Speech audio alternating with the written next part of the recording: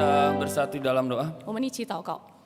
Ya Tuhan, terima kasih karena Engkau boleh memberikan kami kesempatan hari ini untuk mendengarkan kebenaran firman Tuhan. 天父上帝，我们满心感谢你，因为今天你赐下给我们机会，能够聆听你的话。 Kami meminta pertolongan dari Roh Kudus kiranya bisa membuat kami fokus dan mempunyai hati yang mau belajar. 我们求圣灵的帮助，让我们能够专心听你的祷告，有一个要学的心。 Kiranya firman bisa ditaburkan di hati kami dan juga bertumbuh sehingga mengubahkan kehidupan kami. 让这些你的话的种子能够在我们心里扎根。 Tolonglah juga hamba-Mu yang mempunyai banyak kelemahan, kiranya hanya kuasa Roh Kudus yang bertahta atas pemberitaan firman ini. 你也帮助你的仆人，你知道我们软弱的，但是我们盼望圣灵能够帮助我们。 Dalam nama Tuhan Yesus kami telah berdoa. 奉靠主耶稣基督的名，我们祷告。 Amin. 阿门。 Silakan duduk Bapak Ibu Saudara sekalian. 会众们请坐。 Selamat pagi Bapak Ibu Saudara, Shalom. 早安，平安。 Ya, ini merupakan kali pertama saya untuk menyampaikan khotbah di kebaktian umum Minggu GKPJ. 这是我第一次在礼拜堂上为大家讲道。 Dan saya sangat berterima kasih kepada semua hamba Tuhan dan majelis yang boleh memberikan saya kesempatan ini. 我也感谢全部的传道人和知识们能够给我这个机会。 Baik saudara, kita akan merenungkan hari ini firman Tuhan dari Yesaya 61 ayat 1 sampai 2. 今天我们要思想的就是从以赛亚书第61章1到2节。 Saya akan membacakan yang bahasa Indonesia, kemudian Ibu Sherry akan menerjemahkan dua ayat tersebut ke bahasa Mandarin. 我们首先用印尼文来读。 Sebentar ya Bapak Ibu, menunggu slide-nya. Oke, Yesaya 61 ayat 1 sampai 2 dalam bahasa Indonesia. Roh Tuhan Allah ada padaku, oleh karena Tuhan telah mengurapi aku.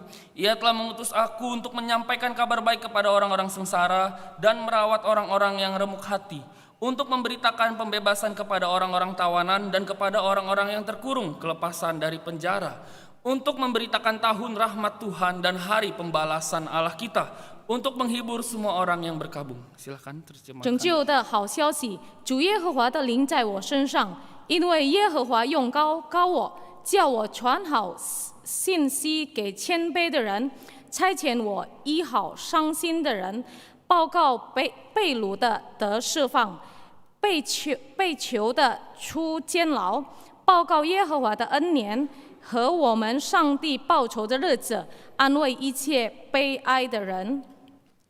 Baik saudara, hari ini saya diberikan tema oleh tim hamba Tuhan yaitu misi Sang Mesias. 今天的主题就是弥赛亚的使命。 Ketika saya merenungkan tema ini, muncullah sebuah pertanyaan dalam pikiran saya. 我思想这个主题的时候，在我的脑海里就出现： Mengapa tema misi Sang Mesias ini perlu dikhotbahkan? 就出现一个问题，为什么这个主题弥赛亚的使命，我们必须讲出来、解释出来？ Apa perlunya tema seperti ini? 有什么必要吗？ Bukannya hal-hal seperti ini sudah dibahas setiap tahun ketika Natalan? 这些事不是在圣诞节的时候我们已经常常讲了吗？ Jika dalam satu tahun kita mendengar tema seperti ini satu kali, maka kita telah mendengar khotbah sepanjang umur kita. 如果一年内最少有一次我们听到这样的主题的讲道，那么我们已经听了几十次了。 Jika satu tahun kita dengar tema ini 5 kali, ya tinggal dikalikan saja dengan umur kita hidup. 如果一年我们听了5次这样的主题，那么我们就可以算算，按照我们的年龄。 Sebanyak itu kita telah mendengar tema tentang misinya Tuhan. 就是我们听了很多遍关于上帝的使命， Tetapi ketika saya menggumulkan tema khotbah ini, 但是当我为这个主题在祷告的时候， saya justru menemukan beberapa realita yang menunjukkan masih banyak orang Kristen yang tidak mengerti apa misinya Sang Mesias. 我却发现到很多的基督徒他们根本不知道、不了解上帝的使命是什么。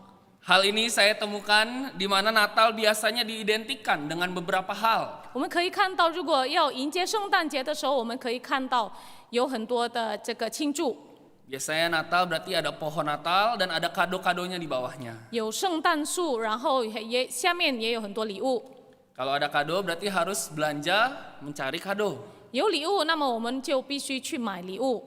Dan bahkan biasanya kalau Natalan kita ada yang pelayanan, ada dress code baju yang baru. 甚至如果我们要参加一个庆祝圣诞的节目，我们的服装也要被他们固定下。 Jadi biasanya kita belanja, mendatangi mall dan mall sangat ramai di suasana Natal. 我们就会去百货公司去购物东西，那么这样的气氛会很热闹。 Ini yang biasa dilakukan oleh kebanyakan orang Kristen di muka bumi ini tiap tahun. 大部分的基督徒，他们每一年都会这样过。 Tapi di satu sisi saudara, tidak sedikit orang Kristen merayakan Natal, tapi hanya ingat tradisinya saja. 但是在另一方面，我们可以看到很多的基督徒，他们庆祝圣诞的时候，则记得他的习俗而已。 Hanya mengingat tradisi Natal yang kita warisi dari Barat dan justru melupakan firman Tuhan. 就是从西方那边传给我们的一些圣诞习俗。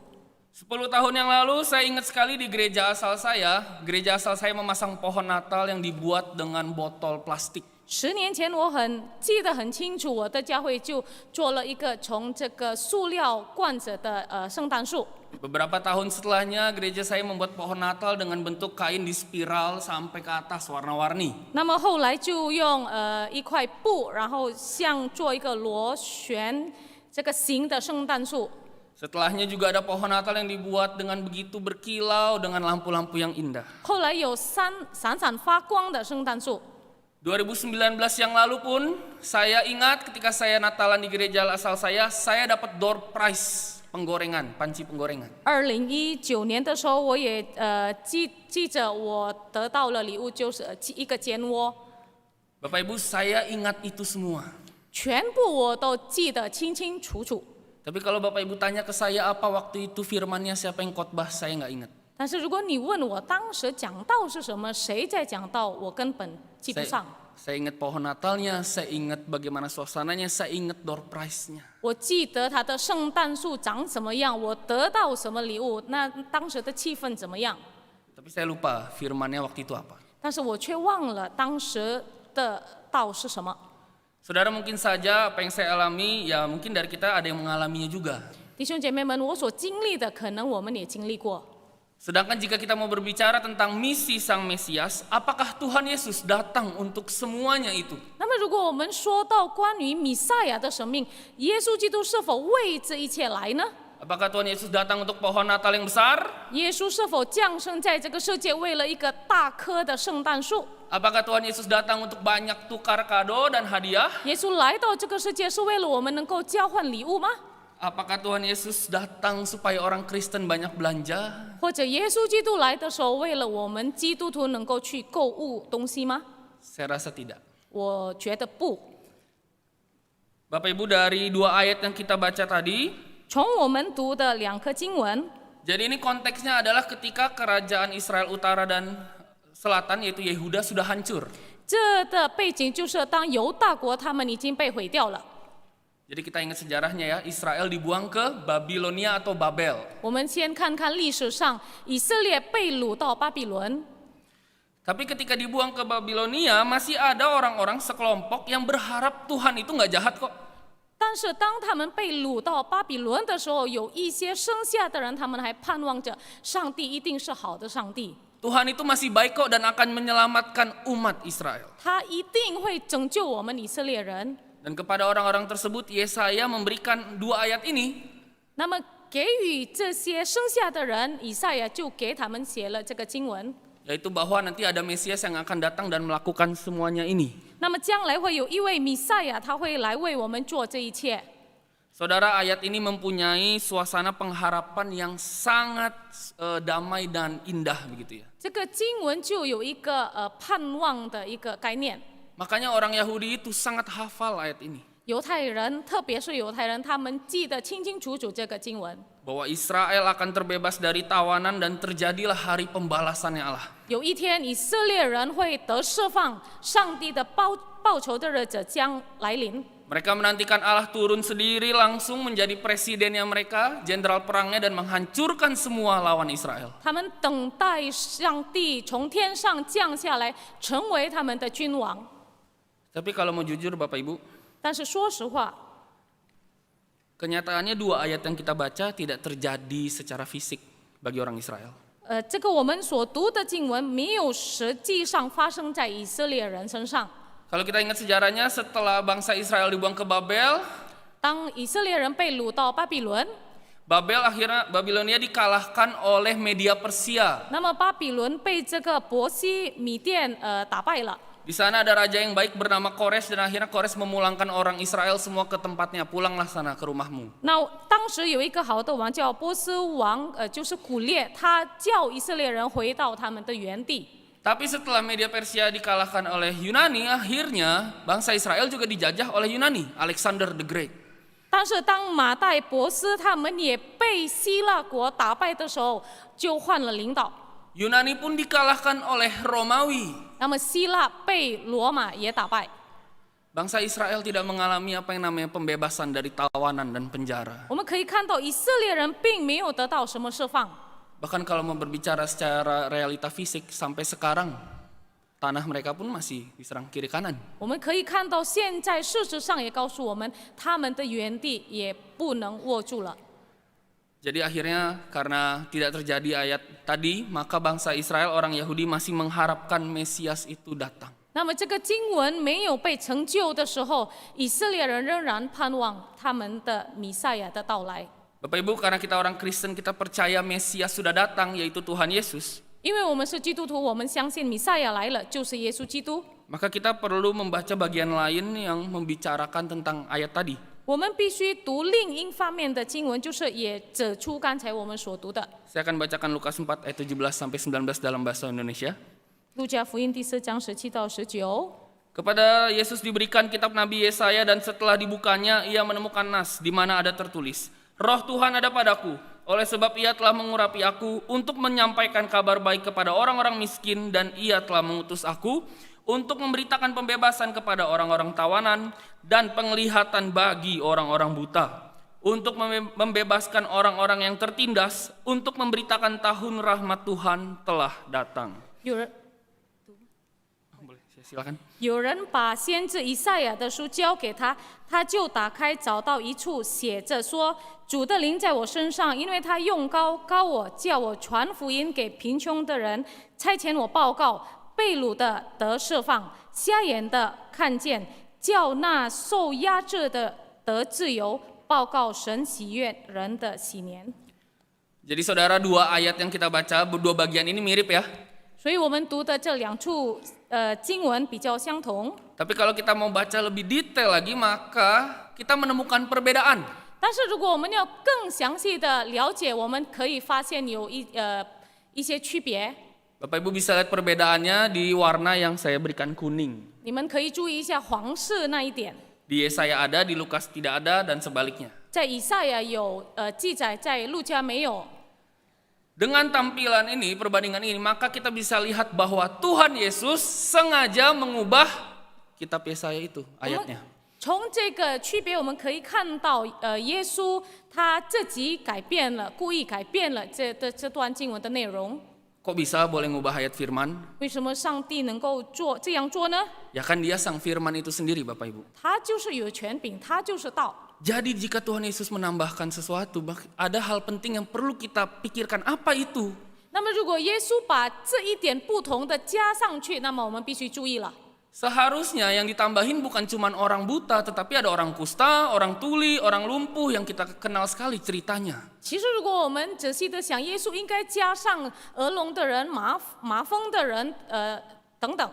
Kenapa cuma Tuhan Yesus sebut penglihatan bagi orang-orang buta? 为什么耶稣指着这个瞎眼这个词呢？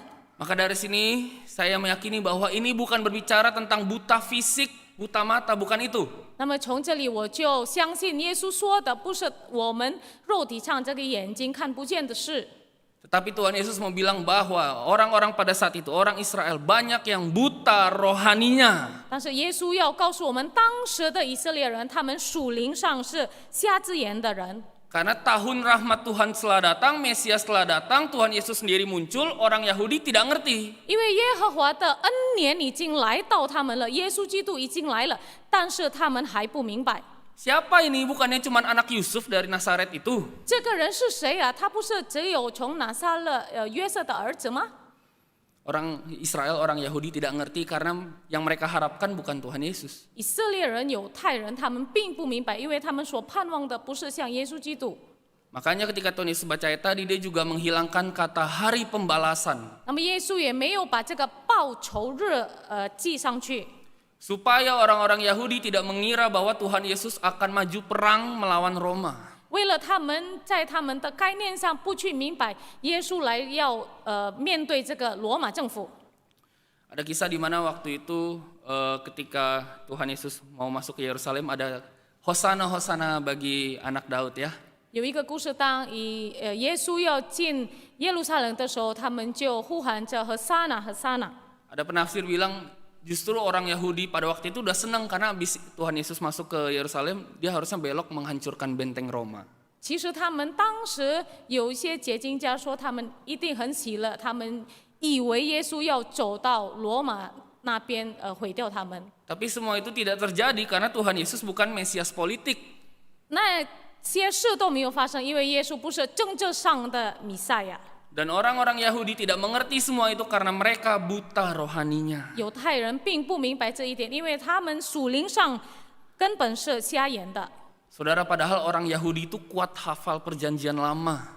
其实我们看犹太人，他们很熟的背这个旧约的经文。 Ingat ya, Shema Israel diucapkan terus berulang-ulang kepada anak kecil. Mereka hafal. 以色列的司马，他们一直重复的对这些小孩子念。 Tapi ketika ketemu Sang Mesias langsung mereka nggak ngerti.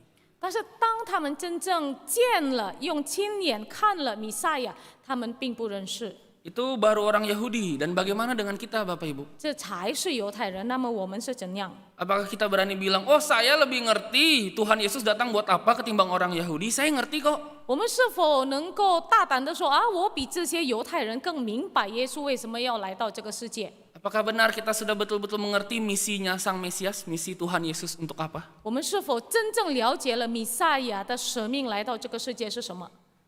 Saudara, dunia sekarang ini sangat jahat dan dunia itu mau mengalihkan fokus kita dari Injil kepada tren sekunder Natal begini. 现在的世界是非常的恶坏，他们把我们的重点移到一些世俗的次要上的东西。 Momen-momen Natal sering dimanfaatkan supaya orang banyak spending money untuk belanja. 圣诞节的时候，我们就会抽出很多的钱，花很多的钱去购物。 Dan bahkan beberapa gereja di luar sana sudah mulai membuat yang namanya Christmas party, yang fun, yang hura-hura begitu. 在外面有很多的教会，他们就会庆祝一些这个圣诞这个晚会宴会。 Sering sekali hal-hal sekunder dari tradisi Natal seperti ini membutakan mata kerohanian kita, Bapak Ibu.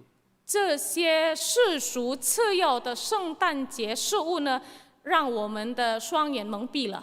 Kalau kita mau jujur secara Alkitabiah mengenai kisah kelahiran Tuhan Yesus, 如果我们要实话说，当耶稣降生在这个世界的时候， apakah ketika Tuhan Yesus lahir ada lampu yang kilau-kilau gemerlapan pohon Natal? 耶稣圣诞的时候，降生的时候，是否有闪闪发光的灯呢？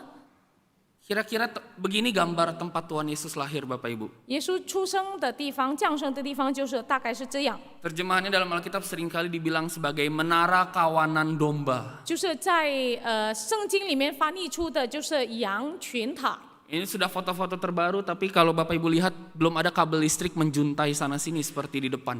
就是我们看这个就是现在的情况，但是在那边并没有什么电线。 Dan kalau kita tahu gembala domba itu menggembalakan domba pas pagi, bukan malam. 那么我们就到牧羊人，他们牧羊他们的羊是在早上， Karena gelap dan nggak ada listrik. 晚上一定很黑暗，没有电。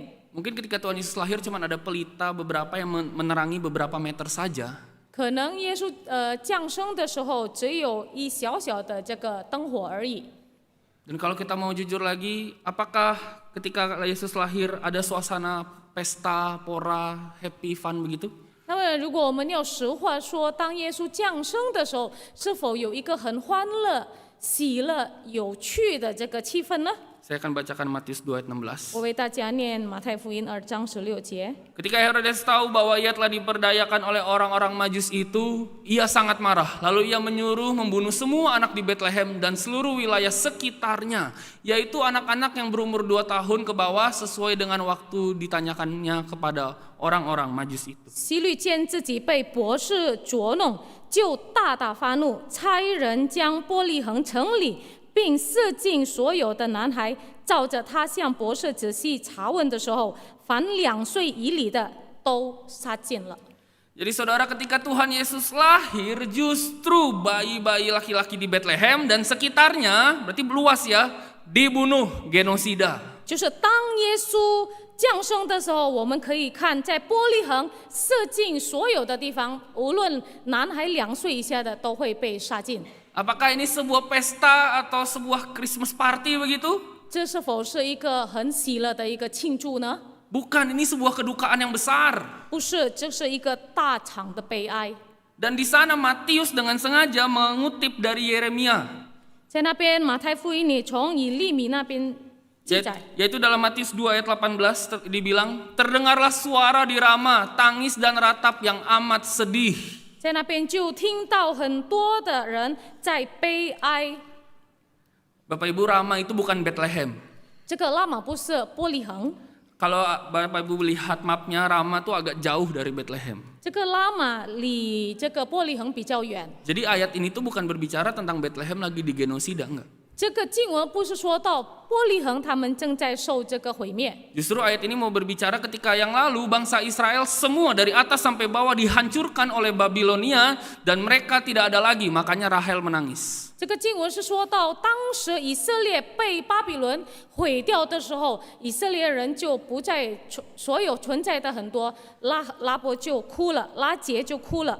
Jadi penulis Injil Matius nih yang bilang kalau pas Tuhan Yesus lahir justru terjadi peristiwa traumatis di seluruh Israel. 就是马太福音所记载的，当耶稣降生的时候，却发生了精神创伤。 Justru Bethlehem dan sekitarnya berduka karena banyak anak-anak meninggal. 伯利恒射尽所，他们就 Bapak Ibu, momen kelahiran Tuhan Yesus justru berbicara berbeda dari tradisi Natal yang kita warisi dari Barat. 他们就感到很悲哀。我们现在所庆祝的是从西方所传来的习俗。 Karena kelahiran Tuhan Yesus atau Natal justru berbicara tentang peperangan rohani. 因为耶稣的诞生其实是说到关于我们属灵上的战争， Berikut buktinya Bapak Ibu. 这个就是证据。 Herodes dipakai oleh iblis untuk mencoba membunuh Tuhan Yesus, makanya bayi-bayi sekitarnya dibunuh. 希律王被这个撒旦使用，他杀了很多的男孩。 Kisah ini mirip dengan kisah Firaun mencoba membunuh bayi-bayi laki-laki termasuk Musa supaya Mesir tidak dikalahkan orang Israel. 这个故事好像法老当时他试着要杀摩西，为了这个埃及人不被以色列人打败。 Dan kisah ini merujuk kembali lagi kepada Kain, kepada Habel, pembunuhan pertama di muka bumi ini. 那么这个事件也指出当时第一次的谋杀的事情，就是该隐。 Kenapa iblis memakai 3 tokoh ini? 为什么撒旦要使用这个3个人物呢？ Karena iblis tahu ada firman yang berbunyi demikian Bapak Ibu. 因为撒旦知道有一处的经文这样讲着。 Kejadian 3 ayat 15 mengatakan, Aku akan mengadakan permusuhan antara engkau, antara iblis dan perempuan ini yaitu Hawa, antara keturunannya iblis dan keturunannya Hawa. Keturunannya akan meremukkan kepalamu dan engkau akan meremukkan tumitnya. 我又要叫你和女人，就是夏娃彼此为仇，你的后裔和女人的后裔也彼此为仇。女人的后裔要伤你的头，你要伤她的脚跟。 Jadi sejak awal kitab Kejadian sudah ada nubuatan bahwa kerajaan Allah akan perang melawan kerajaan iblis. 所以从起初的经文我们可以看到，上帝的国将面对撒旦的国。 Iblis mengira bahwa Habel adalah Mesias. 撒旦以为这个亚伯就是弥赛亚， Iblis mengira bahwa Musa adalah Mesias. 撒旦以为摩西就是弥赛亚。 Makanya iblis memakai 2 tokoh ini mencoba membunuh mereka. 那么撒旦使用这2个人物杀这个人。 Dan akhirnya iblis mencoba membunuh Tuhan Yesus dengan memakai Herodes. 那么后来撒旦用希律王追杀耶稣。 Bapak Ibu, ini adalah sebuah peperangan rohani. 这是一个属灵上的战争， Musuh yang tidak kelihatan itu lebih mengerikan. 就是我们眼看不到的、亲眼看不到的敌人，那个比较厉害。 Dan kelahiran Tuhan Yesus ketika Natal justru mau bilang, mulai saat ini kerajaan sorga full power melawan kerajaan iblis. 耶稣降生的世界，就是要告诉我们，他的权柄已经完全了。 Makanya kalau Bapak Ibu baca di kitab Injil, Tuhan Yesus selalu bilang apa? Kerajaan sorga, kerajaan Allah sudah datang. 那么，如果我们读在新约里面，耶稣基督常常重复说，上帝的国已经临到了。 Dalam 1 Yohanes 5 ayat 19, setelah kita semua jatuh dalam dosa, dunia ini tuh diserahkan sama iblis. 在约翰一书第5章19节告诉我们，当我们犯罪的时候，这个世界就握在那个恶者的手下。 Makanya ketika Tuhan Yesus dicobai oleh iblis dan iblis bilang, mau nggak kamu aku berikan seluruh dunia ini? Itu bukan bohong. 当耶稣被撒旦试探的时候，撒旦说：“我把所有的世界权柄都交予给你。” Karena dosa manusia telah menjadi harta bendanya iblis. 因为罪恶，人类成为了撒旦的产业。 Tapi kedatangan Tuhan Yesus mengubah semua itu. 但是耶稣基督的降生改变了所有一切。 Makanya dalam Markus 3 ayat 27, Tuhan Yesus itu seumpama pencuri masuk ke rumah orang kuat.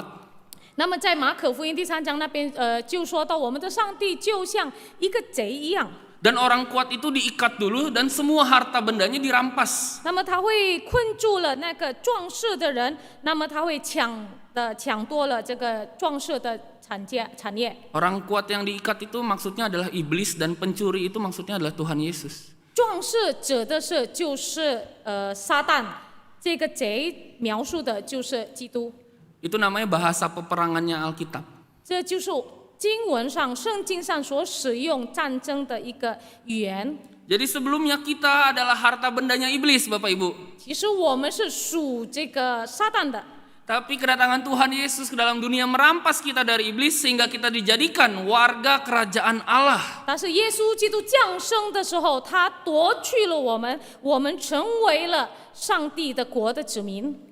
Inilah Injil, Bapak Ibu Saudara sekalian. 这就是福音。 Bahwa Kristus datang untuk menyelamatkan kita dari iblis, dosa, dan maut. 基督来到这个世界，为了拯救我们，就是从撒旦、罪恶和死亡。 Kita dijadikan warga kerajaan sorga sehingga ketika kita mati nanti kita masuk surga dan bukan masuk neraka. 我们可算配得神的国，不是进到地狱。 Ketika kita diselamatkan, maka iblis itu tidak berkuasa lagi atas kita. 我们被拯救的时候，撒旦并没有在我们身上没有什么权利了。 Makanya saya yakin bagi setiap orang yang punya Roh Kudus di hatinya, dia nggak mungkin yang namanya kerasukan atau kena santet, itu enggak. 那么我相信每一个人是基督徒，有圣灵在他的心里面，他们不会被魔鬼扶着， Karena Roh Kudus sudah tinggal di hati kita. 因为圣灵已经居住在他的心。 Akan tetapi saudara, satu sisi Alkitab bilang kita masih hidup di dunia. 但是另一方面，我们看圣经还告诉我们，我们仍然活在这个罪恶的世界， Kita masih hidup di mana daging kita tuh sering lemah, walaupun roh kita itu kuat. 就是 Penurut. 我们的肉体软弱，但是我们的灵是顺服的。 Ketika kita menerima Tuhan Yesus sebagai juru selamat kita nggak instan langsung masuk surga. 当我们接受上帝成为我们的救主，我们不是直接进了天堂。 Buktinya kita masih duduk di sini di ruang ibadah, kita masih hidup di bumi. 证据就是我们还活在这个世界，我们还坐在这个参加礼拜。 Itu berarti Tuhan Yesus masih menginginkan kita melakukan sesuatu, Bapak Ibu. 这意味着耶稣基督要我们做一个工作， Yaitu kita meneladani misinya Tuhan Yesus. 就是我们效法耶稣基督的使命， Yaitu peperangan rohani, Bapak Ibu. 就是我们进到这个属灵的征战。 Yang berarti ketika kita masih diberikan nafas kehidupan, itu adalah waktu di mana kita berperang melawan dosa. 如果我们还活着，上帝要我们来对于这些罪恶做这个战争。 Jadi ketika Tuhan menginginkan kita berperang melawan dosa, maka kita perlu bertanya kepada diri kita sendiri. 当上帝要我们来面对这个属灵的征战，那么我们就必须问我们自己： Sudah sejauh mana kita memerangi dosa kita? Sudah sejauh mana kita membuang segala dosa-dosa kita? 我们到底已经怎样了面对我们的罪恶征战呢？ Sekitar 5-6 bulan yang lalu GKPJ dalam persekutuan doa membahas tema 7 dosa maut. 5-6个月前，这个本堂在祷告会上，我们说到关于七种死罪。 Di sana banyak contohnya ya, ada kemarahan, kesombongan, ada nafsu, ada kerakusan dan sebagainya. 在那边有很多的例子，就是说到关于骄傲、贪婪、邪情等等。 Sejauh kita jadi orang Kristen, udah sejauh mana kita meninggalkan dosa-dosa itu Bapak Ibu? 我们做了基督徒多久了？我们是否离开了这些罪恶？ Karena jika kita tidak berperang terhadap dosa, jika kita tidak butuh berperang, 那么，如果我们没有对这些罪恶战争的时候， maka seharusnya bagian Alkitab yang bilang kamu pakai baju perang, kamu pakai ketopeng keselamatan itu nggak perlu ditulis. 那么如果有一个经文说你必须用好穿好你的装备，那个就不用再写上了。 Tapi karena tertulis di Alkitab, maka kita perlu melakukannya. Kita meninggalkan semua dosa-dosa kesalahan kita yang lama. 但是因为这个经文已经记载上了，那么我们就必须放弃我们的旧我，我们的罪恶。 Sudah sejauh mana kita berubah Bapak Ibu? 我们已经改变了吗？ Atau 改变到什 justru 么地步了？ atau justru kita melewati Natal demi tahun kita tidak mengalami perubahan apa-apa? 是否我们每一年过圣诞节，我们的灵性并没有什么改变？ Atau malah kondisi iman kita malah stagnan dan menurun? 我们的灵性却一步一步的降下了。 Kenapa hal ini bisa terjadi Bapak Ibu? 为什么这些事能够发生呢？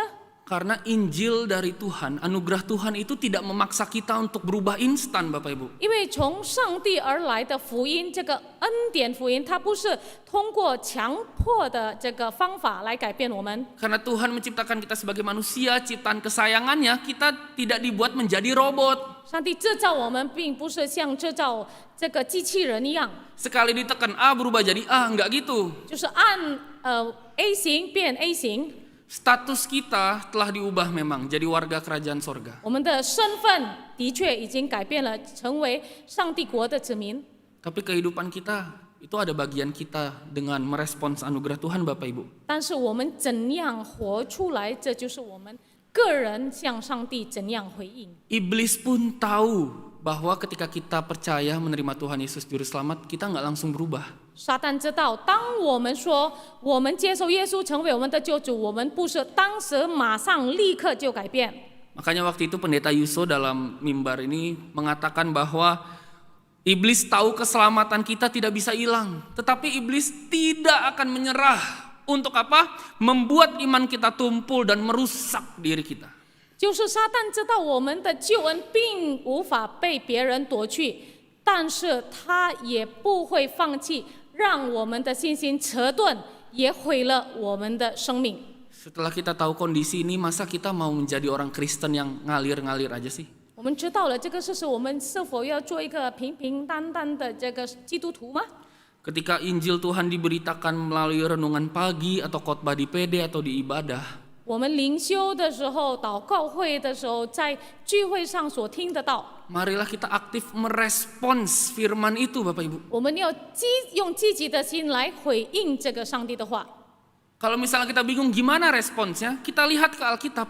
如果我们就不知道要怎样回应，我们再回到圣经上。 Alkitab menyediakan 1001 macam sarana spiritual bagaimana kita merespons anugerah Tuhan. 圣经能够用千万的方式告诉我们，我们到底要怎样回应上帝的话。 Saya ambil contoh dari 1 Yohanes 1 ayat 9, yaitu jika kita mengaku segala dosa kita, maka Ia adalah setia dan adil dan Ia akan mengampuni dan menguduskan kita dari dosa kita, Bapak Ibu. 我举一个例子，就是在约翰一书第1章第9节，我们若认自己的罪，神就是信实的，是公义的，必要赦免我们的罪，洗净我们一切的不义。 Atau waktu ketika kisah penyalipan Tuhan Yesus, 或者当耶稣被钉在十字架上， kita ingat ya di situ mungkin pernah didramakan ada perempuan yang menangis karena Tuhan Yesus itu sedang disalib. 我们是否记得当时有一个的环节，就是有一些女人、妇人，她们在那边哭着，因为看着耶稣被钉在十字架。 Tapi Tuhan Yesus bilang kepada perempuan itu, stop menangisi aku, 但是耶稣对那个女人说：“不要为我哭， melainkan tangisi dirimu sendiri. 但是为你自己哭泣吧。 Karena kamu dan semua orang Tuhan Yesus harus disalib. 因为你和全部世界的人，耶稣基督必须上十字架上。 Tuhan Yesus disalib karena dosa-dosa kita. 耶稣被钉在十字架上，是为了我们的罪。 Tapi apakah kita menangisi dosa-dosa kita itu Bapak Ibu? 但是我们是否为了我们的罪而哭泣呢？ Oh Tuhan, bertahun-tahun aku jadi orang Kristen, aku masih jadi orang yang begini. 哦，上帝啊，我几年了成为一个基督徒，但是我的生命仍然没有改变。 Tuhan, aku masih sering gagal dalam dosa ini. 我在这个罪恶一直失败， Tolong ubahkan aku. 求你改变我， Mampukan aku melawan dosa-dosaku. 让我有力量来面对这个战胜这个罪恶。 Adakah kita menangisi dosa kita Bapak Ibu? 我们是否有为了我们的罪哭过呢？ Atau sebagai contoh terakhir, 或者举最后一个例子， ketika Daud habis berdosa, habis membunuh Uria dan mengambil Betsheba, 大卫他犯罪的时候杀了乌利亚，拿了他的妻子。 Daud ditegur dan dia menyesal. 大卫被上帝指责，他后悔了。 Ketika dia menyesal, dia justru bilang apa sama Tuhan? 他后悔的时候，他向上帝说什么？ Tuhan, korban sembelihan itu justru hatiku yang hancur, jiwaku yang remuk. 上帝啊，我交托给你的就是我这个破碎的心。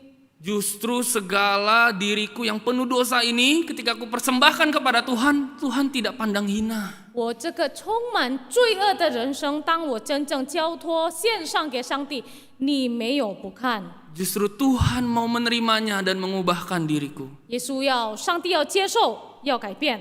Bapak Ibu, adakah kita seperti itu? 我们是否有这样的心？ Karena jika kita tidak merespons Injil Allah, maka iman kita akan stagnan. 因为如果我们没有不断的回应上帝的话，那么我们的灵性就会在那边停滞。 Dan kita akan kalah dalam peperangan rohani. 那么我们在属灵征战一定会输的。 Tetapi jika kita membawa keseluruhan diri kita kepada Kristus Yesus, 但是如果我们把我们全心全意，我们全人带到耶稣的跟前， maka hari demi hari kita akan mengalami kuasa transformasi Injil. 那么我相信一日过一日，我们的生命一定会被改变。 Waktu demi waktu mungkin dulu kita pemarah jadi tidak pemarah lagi. 一日又一日，我们一定会改变。以前我们很容易发怒，现在可能少了。 Kita yang mungkin dulu mencuri jadi tidak mencuri lagi. 我们以前喜欢偷着东西，现在没有了。 Semua itu karena diubahkan oleh kuasa Kristus. 这全部是因为耶稣基督的权柄来改变我们。 Bapak Ibu, justru momen-momen Natal menjadi momen untuk kita waspada.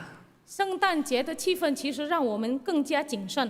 Kita waspada bahwa sekarang tuh ada peperangan rohani yang sedang terjadi. 我们更加谨慎，因为现在有属灵征战正在发生。 Musuh yang tidak kelihatan sedang berusaha merusak iman kita, berusaha merusak kehidupan kita. 我们看不到的仇敌，他正在要毁掉我们的信心。 Dan kiranya kita menjadi diingatkan bahwa misi Sang Mesias itu adalah menyelamatkan kita dari dosa, iblis dan maut. 我们今天再一次被我们知道耶稣基督弥赛亚的生命就是拯救世人。 Biarlah kita yang mendengarkan kebenaran firman Tuhan bisa merespons, bisa berpartisipasi dalam penyelamatan Kristus itu. 让每一个人听到上帝的话的时候，我们能够参与回应这个上帝的生命。 Biarlah dari waktu ke waktu kehidupan kita akan diubahkan semakin serupa dengan Kristus. 一日过一日，我们的生命不断的改变，效法耶稣。 Amin. Mari kita 阿门。 bersatu 我 dalam 们 doa. 祷告。 Ya Tuhan, terima kasih atas kebenaran firman-Mu, yang mana kami boleh diingatkan bahwa Engkau datang, Engkau mempunyai misi untuk menyelamatkan kami. Engkau datang untuk berperang melawan kerajaan iblis, mengalahkan segala kuasa jahat.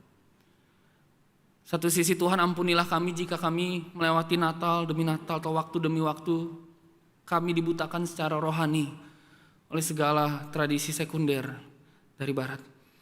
Ampunilah kami jika kami melupakan firman Tuhan.